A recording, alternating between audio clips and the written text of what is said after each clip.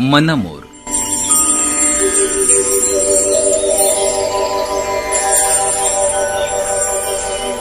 लेखिका आणि संवादिका डॉक्टर वीणा पवार. वेगळ्या वाटा. नमस्कार मंडळी. माझा दवाखाना कामगार वस्तीत आहे. एक 1.5-2 वर्षाचा मुलगा छोटी 3 चाकी सायकल खेळत खेळत घरातून गल्लीत आला. तर त्याच्याजवळ राहणाऱ्या 10-12 वर्षाच्या मुलाने ते पाहिलं आणि त्याला रस्त्यावर जाण्यापासून अडवलं. तर ते बाळ त्याच्यावरती ओरडलं अडवलं म्हणून. गोष्ट छोटी आहे, पण आपल्या मनासारखं खेळायला मिळत नाही म्हणून त्यांनी प्रतिकार केला. खेळणं ही त्या बाळाच्या दृष्टीने एक एन्जॉयमेंट होती आणि त्या गोष्टीच्या आड कुणीतरी आलं होतं. मंडळी, लहान मुलं निरागस असतात. रडू आलं रडतात, पुढच्या क्षणी हसतातही. पण हे असं प्रवाही राहणं त्या बाळाला निरोगीही ठेवतं, कारण मनातल्या कोणत्याच भावना त्यांनी दडवलेल्या नसतात. पण जसजसं वय वाढतं तसं समाज त्या भावना कंट्रोल करायला लावतो. त्या बाळाच्या भोवतालचे नातेवाईक, शेजारी पाजारी त्याला हळूहळू अनेक भावना दडपायला शिकवतात.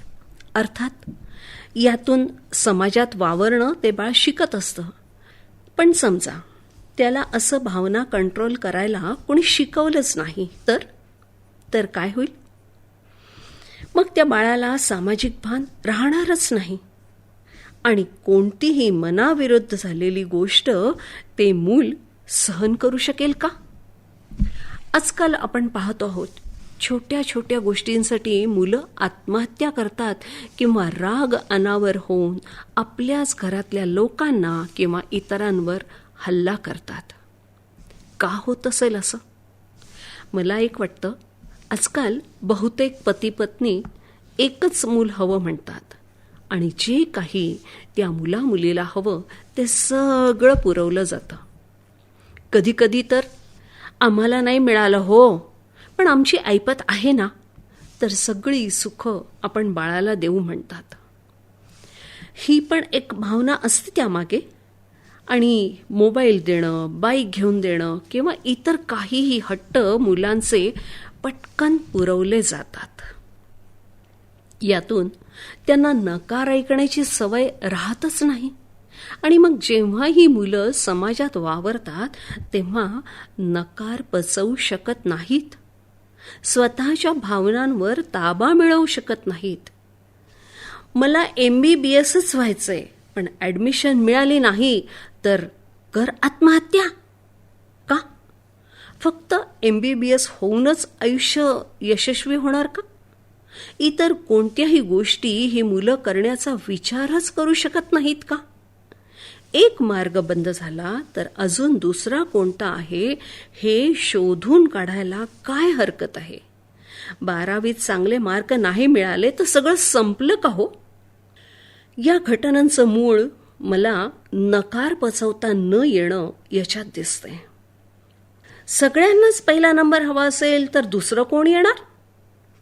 अभ्यासात हुशार नसलेली मुलं इतर कोणत्या ना कोणत्या गोष्टी चमकून दाखवतात. फक्त त्यांच्या मनाचा, आवडीचा कानोसा घ्यायला पालकांना शिकावं लागेल. आणि आयुष्यात एक प्लॅन फसला तर BC प्लॅन तयार करायला बालपणापासूनच त्यांना शिकवावं लागेल. नमस्कार मंडळी. मनमोर कार्यक्रम तुम्हाला सगळ्यांना खूप आवडतोय हे तुमच्या शेअर लाईकवरनं मला कळतंय. धन्यवाद.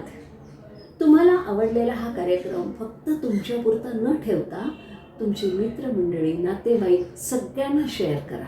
आणि हो, माझा कार्यक्रम मनमोर डॉक्टर वीणा पवार हा सबस्क्राईब करा, म्हणजे नवीन आलेले व्हिडिओ तुम्हाला पटकन मिळतील. तुमच्या लाईक, कॉमेंट्स आणि शेअरबद्दल खूप खूप आभार.